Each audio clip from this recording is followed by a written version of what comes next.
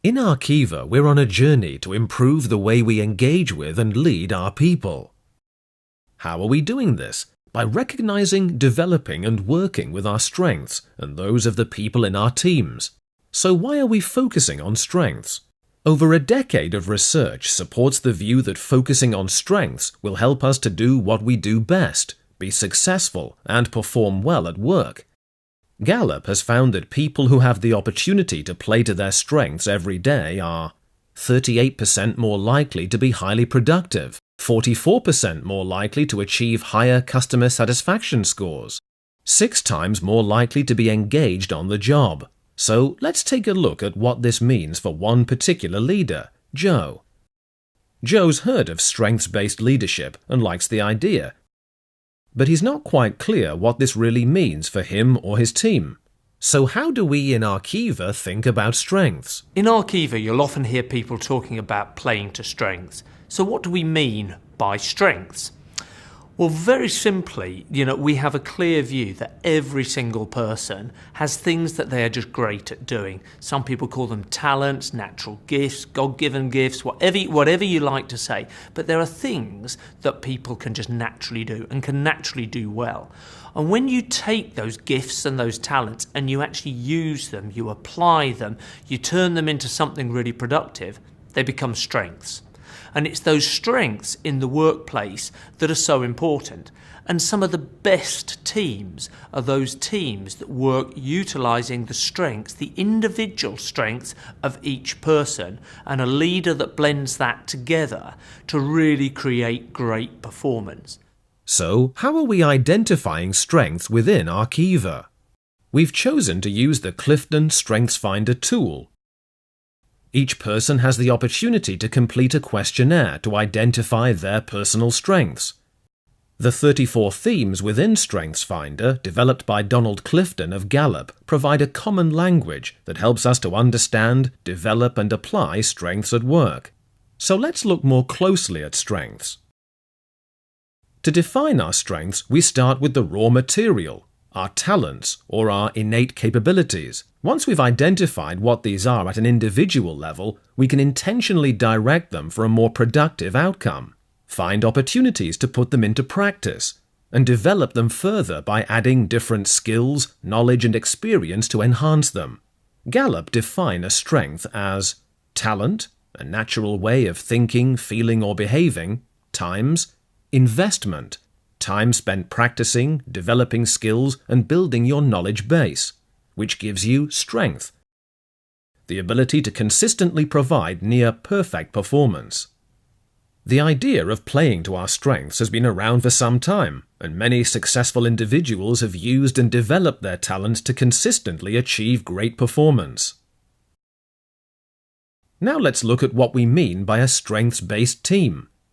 A strengths-based team can be compared to a great jazz band in that each person is talented in playing their own instrument. Whilst each musician plays their own instrument, they listen to the rest of the band and identify how and where they can play to their strengths to deliver a great performance. The more attention they pay to the rest of the band, the rhythm, the beat, and the pace of the music, the better the result. This example highlights that where different strengths exist in a team, the collaborative effort of working together can produce amazing results. And of course, they will need a great band leader to set expectations, listen, provide feedback, and focus on each individual's talents to achieve team success. When teams adopt a common strengths language, it changes their conversations. It creates a positive dialogue and boosts the team's engagement and performance levels. It promotes a strong sense of belonging and helps them work together more effectively. So, how do we build a strengths-based team? Like many leaders, Joe has routinely paid more attention to the areas where improvement is needed, rather than areas of strength when managing his team. As he develops his understanding of strengths, he's beginning to realize that his natural focus on fixing things may be limiting his own potential, or that of his team. Joe's team is a group of talented individuals, and the way they apply and develop their talents creates strengths. These strengths may be untapped or unrecognized, but they all have them, and at this moment Joe's unsure that he knows fully what they are or what to do with them. Once Joe has identified his own strengths, he is able to apply his talents and support his team in doing what they do best. So, how will he do this? The simple name it, claim it, and aim it technique will help him and his team adopt a strengths-based approach. Naming it means that each person can name and understand their individual talents and identify the dominant talents of others. Claiming it is about each individual team member seeing a clear connection between their dominant strengths and their past and present behaviors. The links between strengths and successful outcomes become clear and can be further developed. Aiming it is about team members using their knowledge of each other's dominant strengths to work together to direct their actions and behaviors for successful outcomes. So, what tools and activities can we use to build strengths-based teams? The responsibility lies with you to identify the natural talents and strengths of the members of your team, and then to work out how best to use those to get the strongest effect and outcome for yourself, for the team, and for the organisation as a whole. One of the tools available to us to help us do this is something known as an audit wheel. It also highlights areas where, if you were to focus on them, would give you the greatest return. So let's take a look at an audit wheel in more detail. As you can see, it's a circle divided up into 8 sections. Each section has a statement within it. For example, I believe that it is important to develop the strengths of each of my team. Now, if we imagine the centre of the circle at 0% and the outer line of the circle as being 100%, the idea is then to mark each section at a percentage that represents how true that statement is for you. If you now look at your completed audit wheel, you will see that there are some sections where you have scored more highly than others. Now, this allows us the opportunity to ask a question that if we were to focus our time and our energy into one of those sections, which one of those would have the biggest knock-on effect in a positive way on all other aspects of the wheel? Now, this doesn't necessarily have to be your lowest mark section.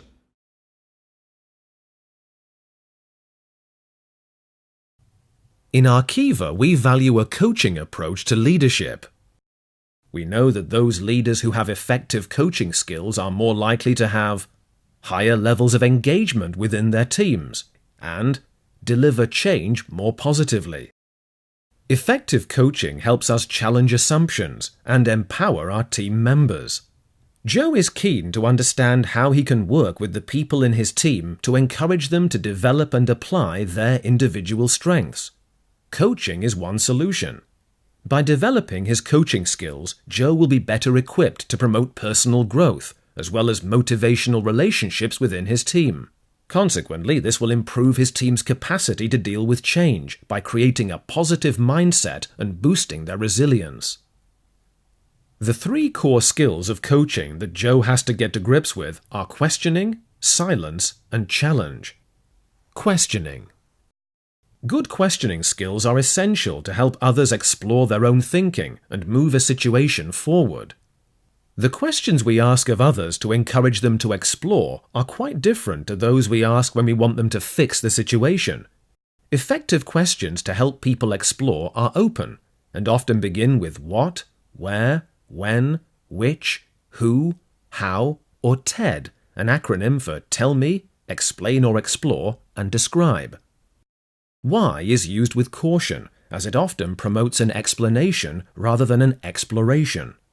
So, tell me what strengths actually means to you, Janie. If I said, what are your strengths, what does that mean? I think strengths are things that I'm good at, things that other people see that they think I'm good at, things that I enjoy doing. Okay. So, can you give me an example when you used your strengths brilliantly and just to describe an example to me? We had a team session recently where I had to convey some messages to the team and start to get them excited about some new concepts we were rolling out. And I think I used some of my strengths then to get the team engaged, get them interested in what I was talking about. Okay, so what specific strengths did you use to do that? I think I used my ability to create rapport in a team quite well. Okay, and what was the impact of that? The team came out excited about what we were doing. At least that was my impression. when they left the room, they seemed excited and energised. Are there other examples in the past where you've actually done that? Using the same strengths? Yes. I think, when I get into situations where maybe there's groups of people who don't know each other, then I can use that strength to help people introduce each other and get to know each other a bit better. Okay, so as an icebreaker and getting people chatting, and okay. So when you're actually playing to your strengths, how do you feel about it? I feel personally really engaged and energised by when I'm using my strengths, because it sort of comes from somewhere within. So and it feels easy, it's natural. I don't have to really think about it too much. It's something that comes naturally to me. And when I see other people reacting and behaving in the way that I'm intending them to, or reacting in the way that I want them to, then that again creates energy in me and makes me feel more excited. So I feel sort of happy and enthused and energised. Silence and listening. Using silence effectively encourages reflection and provides an opportunity for personal reflection. Listening well is essential for effective coaching. It's often overlooked as a skill. Successful coaches know when to listen and how to listen deeply. They understand the relationship between listening and silence. Listening helps us build strong relationships. It gives us meaning by helping us understand, connect, and build trust with others.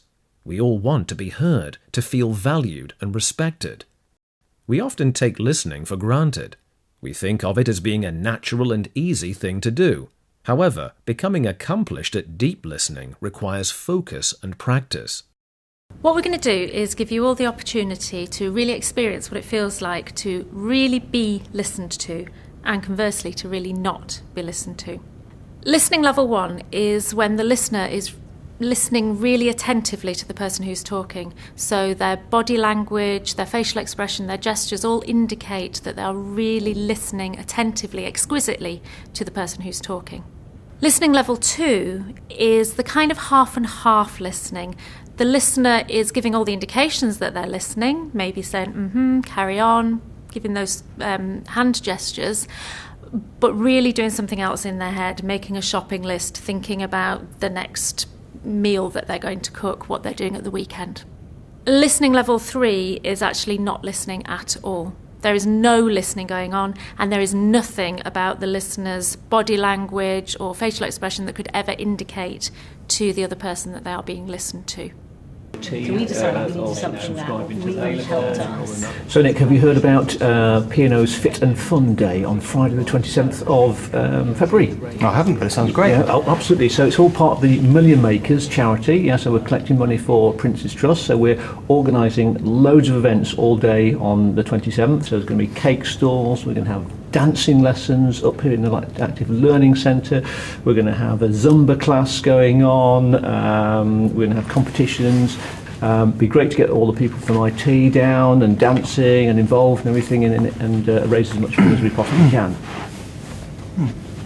So when I first joined, Matthew had just recently joined, and so had Zara, and we had the opportunity to go up one of the masts at Sutton Conflict, I think it was, or near there. And it gave us an amazing appreciation of some of the work that our guys do, particularly the riggers, and the circumstances they have to work in, the environment they're in, and we learnt amazing stuff. They actually took us up the mast in a basket, and you appreciate the circumstances that they are actually working in day to day. Okay. So, what was your experience of that? Let's start with, say, as the person who was talking, who was being listened to or not listened to. What did you experience? I started questioning what I was saying as to whether or not I was right. Yeah.